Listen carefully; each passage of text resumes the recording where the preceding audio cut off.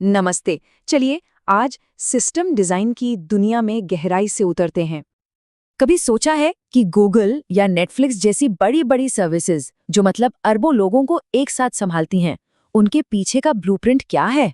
ये सिर्फ कोड नहीं है, नहीं, ये एक बहुत ही कमाल का सोचा समझा डिजाइन है। तो चलिए आज इसी डिजिटल आर्किटेक्चर की एक एक परत को खोल कर देखते हैं। और यहीं से शुरू होती है एक आर्किटेक्ट की असली चुनौती। एक छोटे से आइडिया को एक ऐसी ग्लोबल सर्विस में बदलना जो भरोसेमंद भी हो, स्केल भी कर सके और एफिशिएंट भी हो। तो सवाल उठता है, आखिर ये सिस्टम डिजाइन है क्या? सीधी भाषा में कहें तो ये एक ऐसा प्रोसेस है जिसमें किसी सिस्टम का पूरा आर्किटेक्चर, उसके हिस्से, उसके मॉड्यूल्स, इंटरफेसेस और डेटा सब कुछ डिजाइन किया जाता है। क्यों? ताकि वो जो जरूरतें हैं उन्हें पूरा कर सके। समझिए, ये किसी भी कामयाब सॉफ्टवेयर प्रोजेक्ट की बुनियाद है।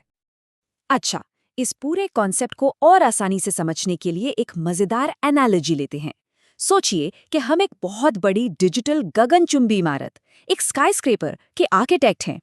हमारा काम सिर्फ दीवारें खड़ी करना नहीं है, नहीं, हमारा काम है एक ऐसा ढांचा बनाना जो लाखों करोड़ों लोगों का बोझ एक साथ उठा सके।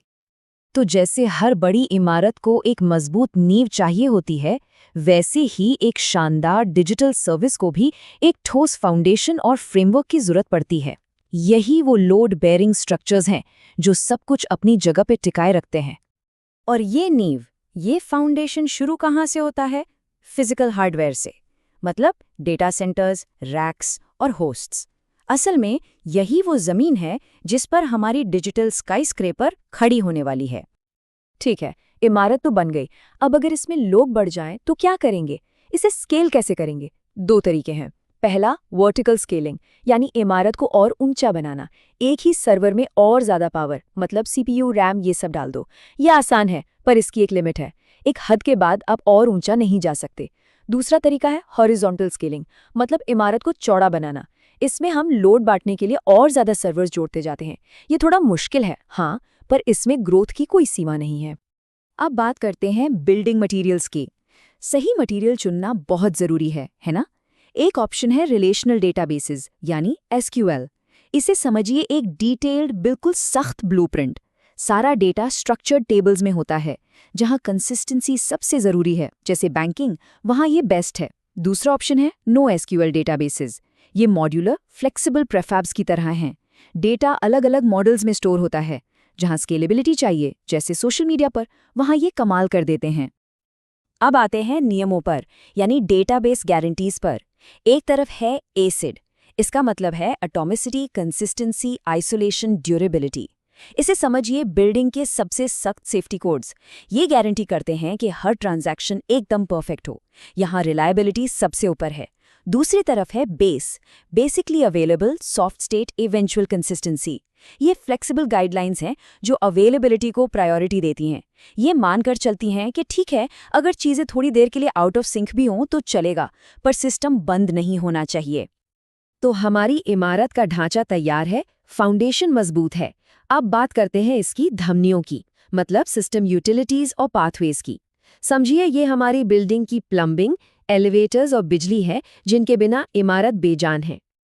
तो जब कोई किसी वेबसाइट का पता ढूंढता है तो क्या होता है? इसे डीएनएस लुकअप कहते हैं। ये सिस्टम की एड्रेस बुक की तरह। क्लाइंट पहले रिकर्सिव सर्वर से आईपी एड्रेस पूछता है, वो सर्वर आगे रूट सर्वर से पूछता है। रूट सर्वर उसे टॉप लेवल डोमेन यानी टीएलडी सर्वर का रास्ता बताता है। टीएलडी सर्वर फिर अथॉरिटेटिव सर्वर की तरफ इशारा करता है और आखिर में वो authoritative server final IP address देता है। ये एक चेन की तरह काम करता है ताकि रिक्वेस्ट सही मंजिल तक पहुंच जाए। अच्छा, डेटा ट्रैवल कैसे करता है?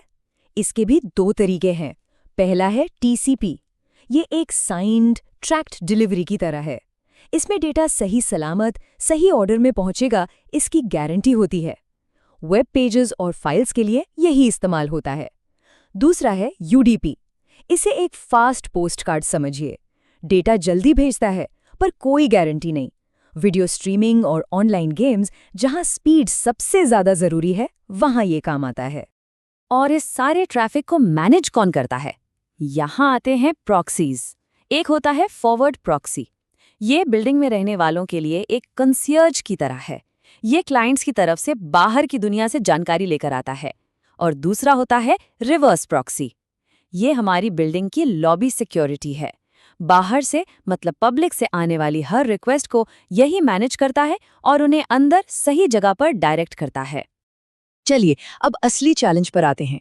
जब हमारी इमारत में लाखों लोग एक साथ आ जाएं, तब क्या होगा? ऐसे बिजी सिस्टम के लिए कुछ सख्त नियमों की जरूरत पड़ती है। और यहीं पर डिजिटल आर्किटेक्चर का एक बहुत ही फंडामेंटल लॉ सामने आता है, जिसे कहते हैं CAP थ्योरम। ये थ्योरम क्या कहता है? ये कहता है कि कोई भी डिस्ट्रीब्यूटेड सिस्टम एक साथ 3 चीज़ों की गारंटी नहीं दे सकता: कंसिस्टेंसी, अवेलेबिलिटी और पार्टीशन टॉलरेंस। इनमें से सिर्फ 2 ही एक साथ मुमकिन है। इसका मतलब ये हुआ कि हमें यानी आर्किटेक्ट को एक मुश्किल चुनाव करना पड़ता है। हमें ये चुनना होता है कि जब नेटवर्क में कोई गड़बड़ हो तो इन 3 में से किन 2 चीज़ों को प्रायोरिटी दी जाए। यही सिस्टम डिज़ाइन का सबसे बड़ा ट्रेड ऑफ है। और ये बात हमेशा याद रखनी चाहिए, कोई भी सिस्टम परफेक्ट नहीं होता। तो फिर सबको सिंक में कैसे रखा जाए? इसके लिए भी 2 अप्रोचेस हैं। पहला, स्ट्रॉन्ग कंसिस्टेंसी। ये ऐसा है जैसे पूरे बिल्डिंग में एक इंस्टेंट अनाउंसमेंट कर दी जाए, हर किसी को बिल्कुल लेटेस्ट डेटा मिलता है तुरंत। दूसरा है इवेंचुअल कंसिस्टेंसी। ये एक मेमो की तरह है जो धीरे धीरे सब तक पहुंचता है। डेटा पूरे सिस्टम में कंसिस्टेंट होगा, पर इवेंचुअली मतलब धीरे धीरे। इससे अवेलेबिलिटी ज्यादा मिलती है। और जब एक ही रिसोर्स को कई लोग एक साथ इस्तेमाल करना चाहे तो इसे कहते हैं शेयर्ड रिसोर्सेज को हैंडल करना। एक तरीका है पेसिमिस्टिक लॉकिंग, मतलब कमरे में घुसने से पहले ही दरवाज़ा लॉक कर दो। इसमें हम ये मानकर चलते हैं कि कॉन्फ्लिक्ट होगा ही, तो पहले से ही रोक लगा दो। दूसरा तरीका है ऑप्टिमिस्टिक लॉकिंग, मतलब दरवाज़ा ट्राई करो और अगर किसी ने कुछ बदल दिया है तो फिर से ट्राई करो। इसमें हम ये मानकर चलते हैं कि कॉन्फ्लिक्ट बहुत कम होंगे, तो बस अपडेट करने से ठीक पहले चेक कर लो। तो अब तक हमने काफी कुछ देख लिया। चलिए इन सारी बातों को समेटते हैं और आगे सीखने के लिए एक मास्टर प्लान, एक ब्लूप्रिंट तैयार करते हैं। ये है वो मेन आर्किटेक्चरल जोन्स जो हमारे ब्लूप्रिंट का आधार बनेंगे। सबसे पहले है नेटवर्किंग, मतलब ये तय करना कि सिस्टम के अलग अलग हिस्से आपस में मजबूती से और तेजी से कैसे बात करेंगे। फिर आता है डेटाबेस मैनेजमेंट, जो हमारे सिस्टम का दिल है, जहां सारा डेटा सुरक्षित तरीके से स्टोर और मैनेज होता है। इसके बाद है डिस्ट्रीब्यूटेड सिस्टम्स और स्केलेबिलिटी।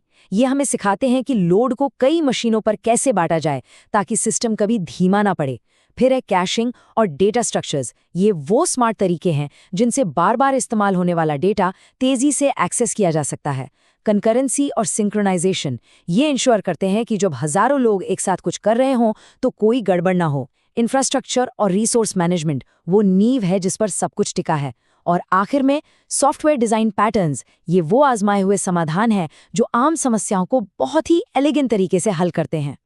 एक बात जो गांठ बांध लेनी चाहिए वो ये है कि सिस्टम डिजाइन में कभी भी कोई एक सही जवाब नहीं होता। ये पूरी दुनिया ही ट्रेड ऑफ्स की है।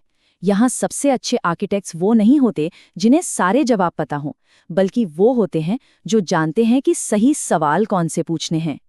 तो अब ये ब्लूप्रिंट हमारे सामने है, यूजर्स इंतजार कर रहे हैं। सवाल ये है, हम क्या बनाएंगे?